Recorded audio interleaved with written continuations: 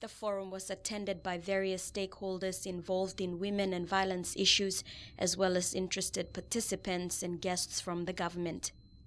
Vanessa Curtin-Smith, a friend of the American scientist who was attacked and raped on Karkar Island, shared the horrifying ordeal faced by her friends. She left this morning, and her last words to me, as I put her on a plane out of this country, were, "Ness,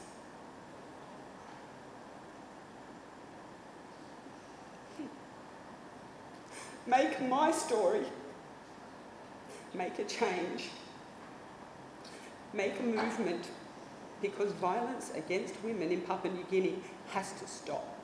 Dame Carol Kidu was also present. She had assisted the American scientists return to Port Moresby. She said the government has responded to the incident and others that have occurred recently. They will now need the help of civil societies to put an end to such violent crimes. And the key word is partnership. We're never going to tackle these issues in Papua New Guinea unless we can work in mutually respective, integrated partnerships.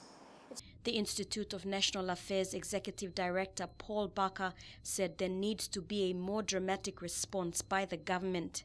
And we need to see the sort of response that Boston has had, because Boston is an incident, a horrendous incident, but as has been highlighted,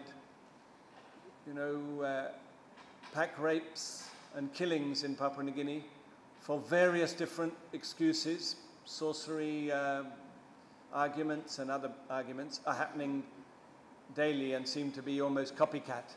CIMC's Family and Sexual Violence Action Committee Coordinator Ume Waineti said misunderstanding and ignorance by people contributes to violent crimes against another person.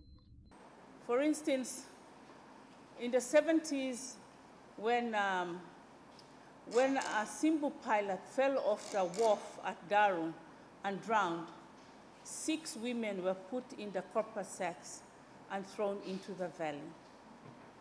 Many of us didn't know that. I didn't know that. I knew the pilot was not in a plane crash when he died.